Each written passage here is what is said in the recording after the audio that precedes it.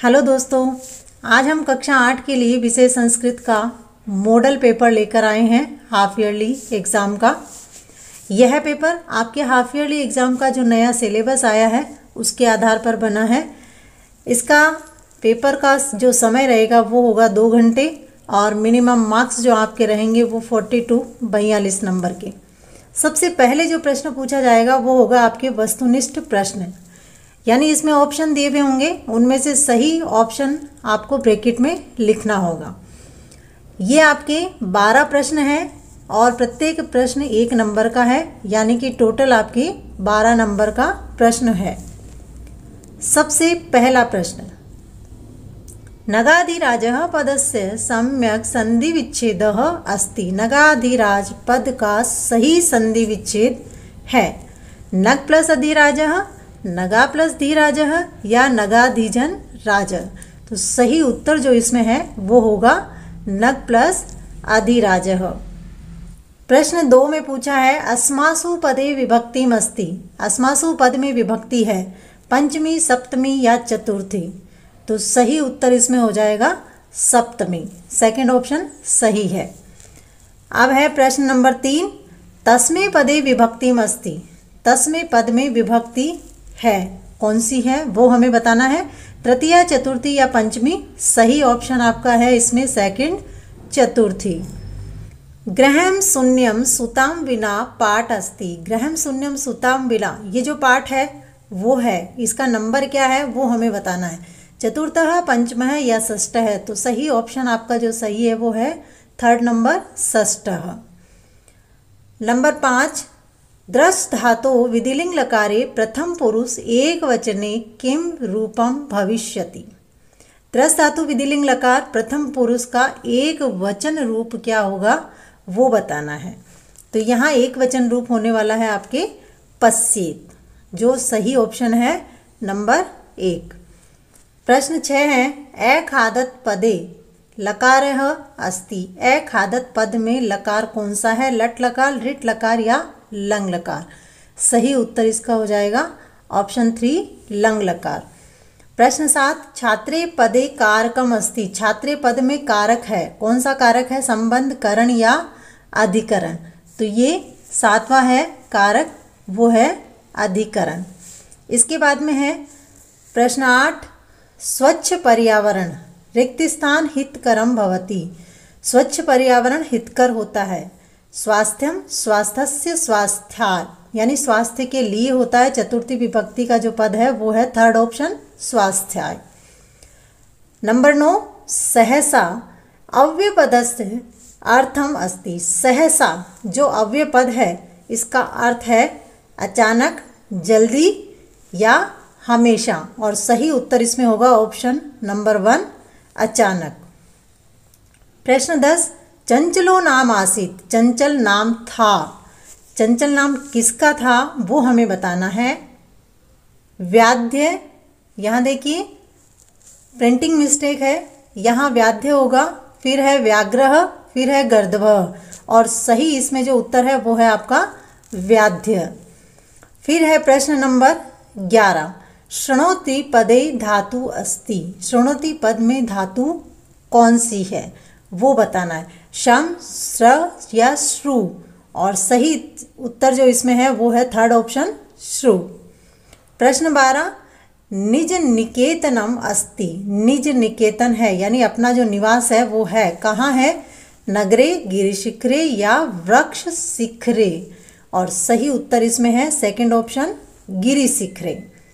अगला प्रश्न है आपका कोष्टकात उचित शब्द चित्वा रिक्त स्थानानि पूरयत। कोष्टक से उचित शब्द चुनकर के रिक्त स्थान पूरे करो। ये आपके 5 नंबर का प्रश्न आएगा, और ये 5 प्रश्न हैं जो प्रत्येक प्रश्न 5 नंबर के होंगे। तो सबसे पहला जो प्रश्न आपसे इसमें पूछा है वो है चरणम निधेहि। रिक्त स्थान बीच में दिया हुआ है और यहाँ 2 ऑप्शन दिए हैं, पुरतः, परितः। तो जो सही उत्तर है वो है इसमें पुरतः। फिर है इसमें अगला प्रश्न आपके भोजपत्रोपरि रिक्त स्थान आर्वद्धम। यहाँ जो रिक्त स्थान में सही ऑप्शन होगा इन दोनों में से वो आपके होगा लेखनम।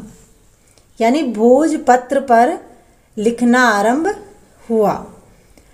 अगला इसमें जो प्रश्न है वो है वेपत्थुः इत्यस्य अर्थः। वेपत्थु इस तरह इसका अर्थ है कंपनम या अधिकम, तो सही उत्तर है इसमें कंपनम। अगला प्रश्न अनागतम य कुरुते सह। यहाँ दो ऑप्शन आ रखे हैं, एक तो है शोभते और एक है न शोभते, तो सही उत्तर आपका इसमें होगा शोभते।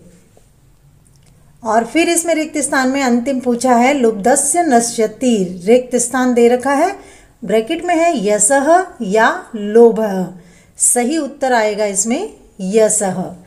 आगे जो प्रश्न पूछा है वो है सत्य कथने आम असत्य कथने न इति लिखत। सत्य कथन है उसके आगे आपको आम लिखना है और जो असत्य है उसके आगे न लिखना है। ये आपके 4 प्रश्न हैं और 4 प्रश्न एक एक नंबर के हैं। सबसे पहला इसमें पूछा है गुहाया स्वामी दधिपुच्छः आसीत। गुफा का स्वामी दधिपुच्छ था। आम सही था ये, इसीलिए लिख देंगे इसमें आम। अगला इसमें है गमनम सुकरम अस्ति। गमन सुकर होता है, बिल्कुल सही बात है, इसीलिए आम। फिर है इसमें सिंहः क्षुधार्तः आसीत। शेर भूखा था। नहीं, वो भूखा नहीं था, उसने कहा था कि मैं भूखा हूँ। यहाँ देखिए इसमें सही उत्तर हो जाएगा आपका न। प्राचीन काले विद्या श्रुति परंपराया न ग्रह्यते स्म। प्राचीन काल में विद्या सुनने की परंपरा से नहीं ग्रहण की जाती थी। गलत है ये, तो सुनने की परंपरा से ही ग्रहण की जाती थी, इसीलिए यहाँ हो जाएगा न।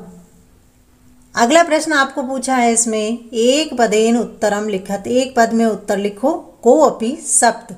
यहाँ जो प्रश्न लिखे हैं उनमें से कोई 7 आपको करने होंगे। हम ये सारे प्रश्न हल कर रहे हैं। ये 2-2 नंबर के हैं, यानी कि 7 प्रश्न आपको करने होंगे तो वो 14 नंबर के होंगे। सबसे पहले इसमें क में पूछा है स्वकीयम धनम किम भवति। यहाँ धनम लिखा है, स्वकीयम धनम किम भवति, अपना धन क्या होता है। सही उत्तर इसका होगा बलम। और फिर अगला इसमें पूछा है श्रीधर भास्करः कीदृशः कविः मन्यते। श्रीधर भास्कर कैसे कवि माने जाते हैं। उत्तर इसका हो जाएगा राष्ट्र कवि है। इसके बाद में है अगला प्रश्न जिसमें पूछा है सर्वः किम समीहते। सभी किसमें समाहित है या चाहते हैं। तो यहाँ जो सही उत्तर है वो है स्वार्थम, क्योंकि सब स्वार्थ को ही चाहते हैं।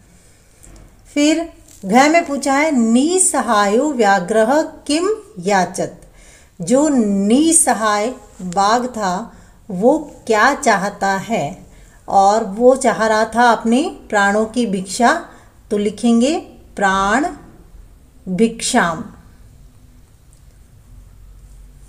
प्रश्न नंबर ड में पूछा है वने जालम विस्तार्य कह गृहम आगतवान। जंगल में जाल बिछा करके कौन घर आया था। तो यहाँ लिखेंगे चंचलः, चंचल।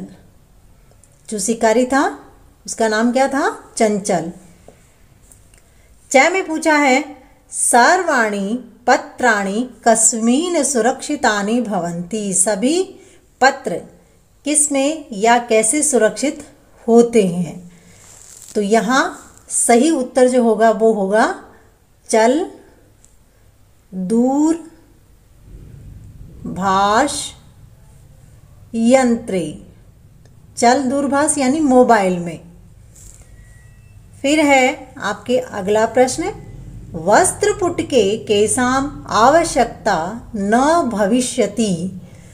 वस्त्रपुटके यानी कि जेब में किसकी आवश्यकता नहीं होगी, वो है रूप्यकाणाम। रुपयों की अब जेब में ज़्यादा आवश्यकता नहीं होगी, तो यहाँ लिखेंगे रूप्यकाणाम। अगला प्रश्न है पुस्तकानां पदे कः विभक्तिः अस्ति।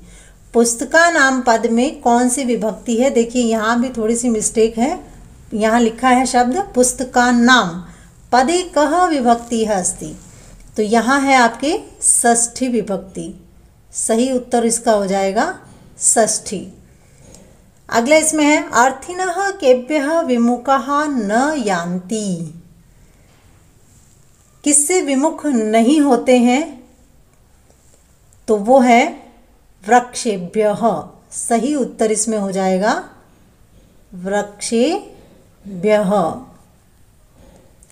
और अंत में आपके इसमें पूछा है व्यसनिनः किम नश्यति।